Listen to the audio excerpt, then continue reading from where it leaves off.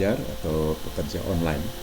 Berikut ini panduan cara menjadi host atau co-host dalam pembelajaran online atau meeting online menggunakan aplikasi Zoom. Saya akan menjelaskan paling tidak 5 poin. 5 poin yang penting, nanti yang 6 dan 7 ini sifatnya hanya tambahan ya. Kita mulai dari pertama, yaitu cara sign ke Zoom. Jadi karena kita mau jadi host, maka kita lebih dulu sebaiknya login ke Zoom untuk mendefinisikan, menjelaskan siapa kita. Kita perlu mendeskripsikan siapa kita sebagai host. Jika menggunakan Android, maka Zoom harus diunduh dulu dari Play Store. Tapi jika menggunakan komputer seperti Windows, Linux, atau Mac OS X, kita unduh dulu, download dulu, kemudian diinstal. Selalu gunakan versi terbaru ya. Ini soal keamanan penting, jadi gunakan versi terbaru yang kelemahannya sudah diperbaiki biasanya. Nah, salah satu tugas pengajar nanti adalah share layar komputer atau share aplikasi yang ada di komputer. Dan Zoom yang tersedia gratis ini dibatasi hanya 40 menit. Jika ingin lebih, maka kita harus membayar.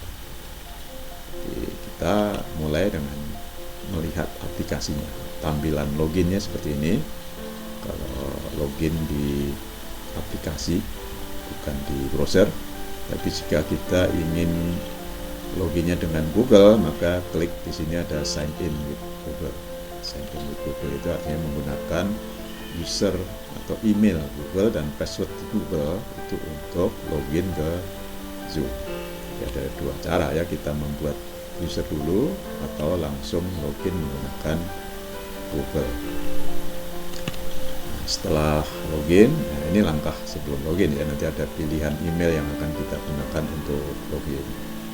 Menggunakan email yang mana, email yang ada, atau bisa juga membuat email baru di Google khusus untuk login ke Zoom.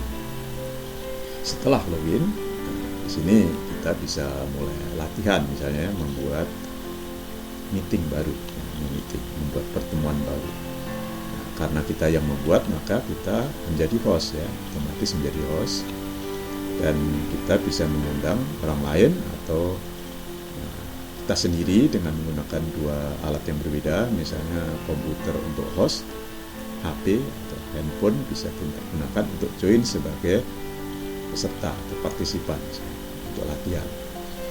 Kita juga bisa schedule meeting, artinya meetingnya tidak saat ini. Dan bisa juga kita bahkan langsung share screen. Kalau kita langsung share screen artinya kita sudah join atau bersamaan ya, kita membuat meeting sekaligus share screen, membagikan layar kita atau aplikasi kita kepada pengguna lain melalui Zoom. Nah, ini penting jika kita sebagai peserta. Sebenarnya tidak dilarang, tapi sebaiknya ya, mikrofon itu dimatikan atau di-mute dulu, supaya tidak mengganggu orang lain dalam suatu rapat atau kuliah misalnya. Kalau banyak mikrofon yang nyala, itu akan berisik ya, suasana rapatnya atau pelajarannya. Caranya klik settings ya, ada gambar gerigi di aplikasi Zoom kita, lalu tandai centang mute mikrofon yang menunjukkan ketika kita join meeting, mikrofon kita langsung di mute atau dimatikan. Di sini tampilannya. Ini kalau kita set di setting. Ini juga bisa dilakukan ketika nanti sudah join. Ketika sedang meeting bisa mute dan unmute.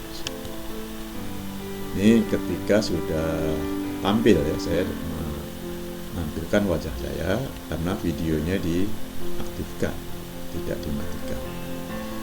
Jadi pertama kali bisa juga video langsung mati, bisa di setting ya, di setup dari web. Ketika login, ketika join itu video langsung mati, juga bisa. ketika pertama kali nyala seperti ini, kita bisa langsung mengundang orang lain, baik itu mahasiswa atau peserta meeting. Nah, ini tadi karena kita set mikrofon langsung mute ya, mati ya. Jika kita ingin bicara, ini harus diklik gambar mikrofon di kiri bawah ini kalau di layar ya, layar laptop di kiri bawah. Kemudian bagaimana cara mengundang? Kan tidak ada 4 cara mengundang orang lain untuk bergabung dalam pertemuan kita, dalam kuliah kita, dalam rapat kita, yaitu membagikan ID, jadi identitas meeting kita ya, nomor, berupa nomor, ini contohnya ini 9 angka ya, dan ada password. Jadi ini bisa muncul terlihat seperti ini, bisa juga disembunyikan, di-encrypt. Nanti tergantung cara kita membagikan. Klik bagian sini ada copy invitation, ya, copy undangan atau copy URL bisa juga ya, untuk membagikan alamat meeting ini, ID dan passwordnya ke orang lain. Setelah kita mendapatkan ID dan password ya, kalau sebagai peserta, misalnya ini sebagai peserta ya, ada banyak cara untuk join. Cara yang sederhana tadi, kalau hanya diberi kode dan password maka harus mengetikkan kodenya seperti ini atau copy paste ya. Lalu nanti akan diberitahu bahwa Anda tidak dapat akses gitu. Harus memasukkan password. Jadi password ini harus dimasukkan supaya bisa join, dan itu pun biasanya kita dimasukkan ke waiting room. Nah, nanti kita bahas tersendiri ya. Jadi admin bisa mengatur supaya yang join itu tidak langsung masuk ke ruangan atau ke kelas, tapi melalui ruang tunggu.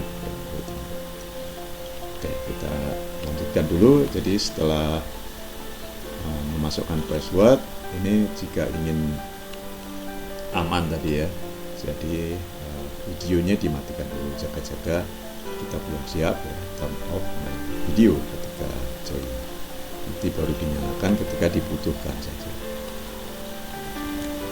Lalu cara kedua ya, tadi mendapatkan link ya, mendapatkan link yang panjang tadi, kita joinnya melalui undangan yang dibagikan oleh host dalam bentuk alamat link ya. Kalau pertama tadi kan kita dapat undangan dalam bentuk ID dan password yang terlihat. Kalau yang kedua itu adalah ID passwordnya tidak terlihat karena di-encrypt. Nah, ini bisa diundang melalui medsos atau email. Cara mengundangnya bisa menggunakan akun yang ada di kontak ya, kalau kita sudah punya kontak di Zoom. Jika belum, ya, kontak yang ada di email, jadi di copy paste atau dikirim langsung melalui email. Ini kita sebagai peserta ya, kalau kita sudah join, sudah menyalakan Zoom, sudah sign in misalkan ya, sudah aktif di Zoom, namun belum mengikuti meeting atau kelas, maka kalau ada undangan itu akan muncul seperti ini. Akan muncul seperti ini di tampilan Zoom kita, bahwa ada yang mengundang. Jika kita setuju, maka kita klik accept ya, jika setuju. Tapi jika kita tidak tahu siapa yang mengundang, ragu-ragu, klik decline, kita tolak. Itu kalau kita sebagai peserta. Lalu ini tadi yang saya sebut ya, alamat join itu atau alamat meeting itu bisa, passwordnya bisa tidak muncul seperti ini, hanya ID-nya saja kelihatan, contohnya 0056443, tapi passwordnya diacak. Meskipun diacak, ini kalau dibagikan ya, semua yang mendapat link itu bisa berusaha untuk join. Cara ketiga ya, ini masih lanjutannya, membagikan link itu bisa melalui media sosial seperti WhatsApp, Telegram, dan lain-lain. Jadi ini tanpa harus tahu karena berupa link kan, kita tidak harus tahu kode angka ini, tinggal klik saja dan tidak perlu tahu passwordnya. Nah, ini yang rawan, maka sebaiknya nanti ada admin mengatur harus ada waiting room, ada ruang tunggu sebelum diizinkan masuk. Ini masih lanjutan ya cara mengundang, yaitu dengan cara klik ke email ya. Jadi ke email. Jadi undangannya itu invitation-nya melalui email. Nanti dipilih aplikasi email apa yang akan kita gunakan. Misalkan menggunakan Gmail atau Yahoo Mail atau yang lain. Nah, di email itu biasanya lengkap ya, ada alamat yang dilacak seperti ini passwordnya, tapi ada juga yang passwordnya terlihat. Nah, ini hati-hati jika bagi ke grup ya, jadi semua orang bisa tahu. Lanjut mengirim email, tampilannya seperti ini. Ini bisa diedit tentu saja ya. Bagian bawah ini sebenarnya tidak dibutuhkan di Indonesia, nomor-nomor telepon ini cukup linknya saya paling atas ini saja. Atau kalau mau membagikan ID-nya saja juga bisa, ini dihapus linknya, passwordnya dihapus. Nanti setelah dia tahu ID-nya baru diberitahu passwordnya, tidak bersamaan. Itu untuk keamanan. Cara 4 masih lanjutan ya, peserta menerima email. Ini kalau peserta yang diundang ke meeting akan terima email, nah, dia bisa klik di sini. Kalau tidak diberi link maka dia masukkan ID dan kemudian password. Cukup mudah untuk peserta. Ini contoh tampilan ketika sudah ada 2 partisipan, misalnya host dan peserta yang join. Seperti ini tampilannya. Ketika kita mau join itu diminta masukkan nama, masukkan nama supaya dikenali oleh host ya. Karena kalau kita tidak dikenali bisa ditolak nanti ya. Jadi gunakan nama yang dikenali, dan ini nama ini sifatnya wajib. Nama bisa diganti kalau admin nanti mengizinkan. Kita lanjut, ini contoh lain ya, tampilan ada 2 partisipan yang sudah meeting. Nah, menu di bawah inilah yang nanti digunakan oleh host untuk misalkan menambah peserta ya, mengundang, invite, melihat siapa yang sudah bergabung, share. Share itu berarti share layar atau aplikasi, chat untuk ngobrol ya, diskusi, bertanya dan jawab, record untuk merekam. Jadi ini bisa direkam di komputer maupun di cloud ya kalau kita menggunakan versi berbayar. Dan paling kanan end meeting ini untuk mengakhiri. Jadi jika kita jadi host nanti ada pilihan mengakhiri untuk semuanya atau hanya mengakhiri diri kita sendiri. Berarti kalau kita mengakhiri meeting sendiri saja yang memutuskan, tapi tidak semuanya, maka yang sudah jadi peserta itu akan jadi host otomatis. Tambahan ini seperti itu. Lalu ini topik khusus ya, bagaimana cara mematikan mikrofon dan video. Jadi ini tampilan ini biasanya di pojok bawah kiri ya, kiri bawah. Klik ini. Kalau tidak ada silangnya artinya video kita nyala. Harus perhatikan mikrofon kita nyala. Jika tidak sedang bicara ini harus selalu dimatikan. Ini untuk menghemat pulsa ya, atau kuota upload kita, video juga dimatikan kecuali diminta oleh host atau untuk misalnya mau di screenshot ya atau foto bersama istilahnya. Baik, ini pengaturan mikrofon ya. Klik saja. Jika ternyata ada keluhan ya, misalnya suara kita pelan, kita biasanya karena belum dites ya, misalnya. Meskipun ini jarang terjadi ya selama kita sudah langsung join. Tapi jika kita ketika login belum join ini ya, ini harus klik dulu nih join with computer ID. Dan tadi di setup awal itu kita bisa atur ketika join itu belum join soundnya juga, kita harus klik join with computer ID. Jika ingin menguji speakernya seberapa keras atau headphone kita, klik tes speaker dan mikrofon supaya tidak pelan dan juga tidak terlalu keras. Ini tampilan partisipan ya. Ketika kita klik partisipan itu akan muncul seperti ini. Terlihat di sini ada host yang atas ya, dan yang bawah ini menunjukkan partisipan biasa. Jadi tidak ada kata host atau co-hostnya. Oke, jika terlihat berisik banyak peserta yang mikrofonnya nyala, kita bisa mute all ya. Mute all artinya semua mikrofon kecuali host itu dimatikan oleh admin.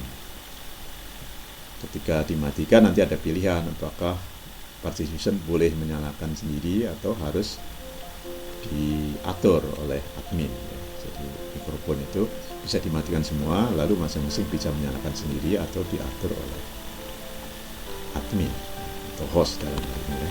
Administrator itu host sebutannya di Zoom. Itu materi pertama, jadi cara membuat meeting, kemudian mengundang dan join. Topik kedua adalah cara share layar, share bahan ajar, baik itu layar atau aplikasi. Ini contoh share layar. Ketika kita klik share ya, tadi di bawah tadi ada menu share, maka akan muncul pilihan seperti ini. Apakah mau share desktop atau salah satu browser misalkan ya, Chrome, Vimeo, atau presentasi saja yang kita share. Disarankan memang share-nya tidak desktop, jaga-jaga di layar kita terlalu banyak ya yang tampil, nanti mengganggu peserta lain, mengganggu pandangan ya. Jadi disarankan share-nya hanya presentasi saja atau browser, kecuali kita memang ingin mengajarkan banyak fungsi dalam sistem operasi, berarti yang kita share adalah desktop. Kita bisa sewaktu-waktu stop share ya, jika kita merasa salah ya. Kalau whiteboard itu untuk mencoret-coret ya di layar, jadi mirip papan tulis. Oke, kalau share-nya berupa aplikasi ini ya, jadi klik aplikasi yang kita share. Nah, contohnya presentasi saja yang kita share, lalu klik share. Sama caranya ya, kalau mau membuat coret-coretan, menulis ya, secara bebas gunakan whiteboard, lalu klik share. Dan ini tampilan ya jika whiteboard, namanya whiteboard tapi blackboard sebenarnya, ini hitam padanya. Jadi kita bisa menulis, menggambar dan lain-lain di sini di layar. Lalu topik ketiga ya, tanya jawab. Bagaimana cara peserta bertanya supaya tidak mengganggu suasana ya, suara. Kalau menyalakan mikrofon maka bertanya bisa menggunakan fasilitas yang namanya raise hand. Jadi di tampilan kita itu ya, partisipan itu kita ada beberapa pilihan di bawah ini, ada meet all dan ya, salah satunya itu kita bisa raise hand. Atau menu di bawah ya, kalau kita sebagai peserta tidak sedang share, itu ada share, partisipan, dan ada titik-titik ya. Titik mode ini artinya menu lainnya. Kita klik menu ini, maka ada pilihan di sini raise hand, angkat tangan ya. Angkat tangan untuk mengajukan izin bicara misalnya. Itu jika ingin bertanya melalui suara. Tapi jika bertanya melalui teks, maka chat yang kita pilih. Nah, jika kita sebagai host kemudian ada yang angkat tangan, kita bisa izinkan ya. Nah, silahkan nyalakan mikrofonnya untuk bertanya ya. Sebaliknya jika pengajar masih merasa belum perlu ya, belum bisa menjawab atau masih butuh waktu menjelaskan, maka pengajar atau host itu dapat melakukan klik lower hand untuk menurunkan tangan peserta itu, gambar tangan. Tapi jika menyetujui maka ya dia bicara. Di sini bisa diklik untuk unmute ya, unmute mikrofonnya. Setelah peserta yang bertanya selesai bicara, maka pengajar dapat kembali mematikan mikrofon peserta itu dengan klik mute ya. Kalau peserta semua ingin dimatikan mikrofonnya, mute all. Ini pengaturan diskusi ya, melalui suara. Kalau diskusi melalui chat ya seperti ini ya, di menu bawah itu ada chat ya, salah satunya. Ketika kita klik chat, kita bisa chat ke semua orang, everyone. Berarti apa yang kita ketik di chatting itu akan dibaca oleh semua peserta, termasuk host tentu saja. Demikian pula kita bisa memilih ya, salah satu peserta atau hanya bertanya kepada host saja. Kemudian host menjawab untuk semua atau menjawab untuk yang hanya bertanya. Jadi bisa diatur dari sini ya, siapa yang akan kita kirimi teks itu, pertanyaan dan jawaban. Baik, itu materi ketiga tadi ya, cara tanya jawab. Nah, materi selanjutnya ini khusus untuk admin membatasi gangguan ya. Batasi gangguan. Jadi misalnya kita tidak ingin semua orang bisa login ya, misalkan bisa join. Maka jika pesertanya sudah kita kenali semua ya, kita hanya izinkan peserta yang kita kenali. Jika kita ragu, masukkan dulu ke waiting room. Jika ada yang join, biarkan dia tetap di ruang tunggu. Cara mengaktifkan agar bisa waiting room ini harus login ke Zoom US ya, di web. Bagian setting ada waiting room, lalu geser tombolnya ke kanan, artinya waiting roomnya diaktifkan. Ini cara mengamankan ya, agar tidak semua orang bisa langsung join. Nah, cara yang lain tadi ketika share diberi kalimat ya, jangan membagikan ke orang lain, jangan share joinnya tadi. Itu cara-cara mengamankan. Jika ada peserta yang kita tidak kenal ya, atau kita kenal tapi ternyata dia nakal ya, atau mengganggu, kita bisa remove ya peserta itu. Partisipan itu bisa di remove. Risikonya kalau di remove itu dia tidak mudah untuk kembali join ya, karena harus kita atur melalui web ya, supaya bisa join kembali. Jadi cara mengaturnya itu di setting, in meeting, itu ada kata-kata allow remote participant to rejoin. Jadi partisipan peserta yang sudah dihapus bisa join kembali. Ini harus diaktifkan. Nah, jika tidak berhasil juga ya, dia tidak bisa join. Ini risikonya ya kalau di remote. Dan ketiga, dikunci ya meetingnya. Betul-betul. Oh, jumlahnya misalkan hanya 10 orang. Kita sudah yakin semua sudah bergabung, maka langsung dikunci. Dengan kita lock itu berarti tidak ada peserta tambahan lagi, jadi peserta baru tidak bisa bergabung. Itu membatasi. Lalu kalau ingin lebih membatasi lagi gangguan, itu bisa membatasi larangan transfer file ya, karena Zoom itu defaultnya mengizinkan transfer file antar peserta atau peserta dengan admin dan sebaliknya ya. Maka kita bisa matikan ya, geser ke kiri. Kalau kiri artinya tidak boleh transfer file. Kemudian juga kita bisa melarang chat ya, jadi chat antar peserta. Hello attendees to chat with. Kita memang ingin tidak ada gangguan chatting. Ini hanya kondisi-kondisi tertentu jika sangat strict ya, kaku dan misalnya. Kemudian pengaturan pengamanan kenyamanan. Yang ketiga sekarang adalah membatasi share, siapa yang boleh share. Jadi defaultnya itu kan semua orang boleh share, all participant. Kita bisa membatasi hanya host, defaultnya semua orang. Lalu kalau ada yang share, siapa yang bisa menutup ya, menutup itu maksudnya mematikan share-nya mahasiswa, itu only host. Only host artinya hanya host saja yang bisa mematikan. Jadi sesama peserta tidak bisa. Itu untuk mengamankan seperti ini. Defaultnya sudah aman. Kalau ingin lebih aman lagi, peserta tidak boleh share sesuatu, maka only host dipilih di sini. Pengamanan yang lanjut lagi yaitu host dapat menghentikan share peserta tadi ya. Lanjutan dari 3A. Jadi host kalau ada peserta yang share awalnya diizinkan, kita lihat tidak penting, maka kita bisa matikan dengan kita share yang baru. Jadi kalau kita share baru, maka kita akan menutup, mematikan share-nya partisipan. Yang terakhir, jika kita ingin mengganti host ya, misalnya ganti pembicara, maka kita sebagai host pertama bisa menunjuk partisipan lain, klik di sini namanya sebelah kanan, lalu ubah dia menjadi host.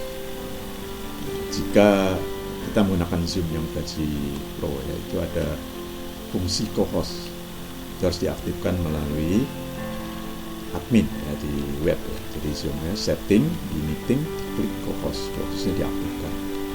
Co-host artinya hostnya ada lebih dari satu. Jadi co-host fungsinya sama dengan host, namun harus ditunjuk oleh host. Itu dari terakhir ya. Nah, sebelum menutup kita perlu perhatikan ini, apakah kita akan mengakhiri semua peserta ya, putus dari pertemuan, atau hanya kita sendiri hostnya yang putus ya.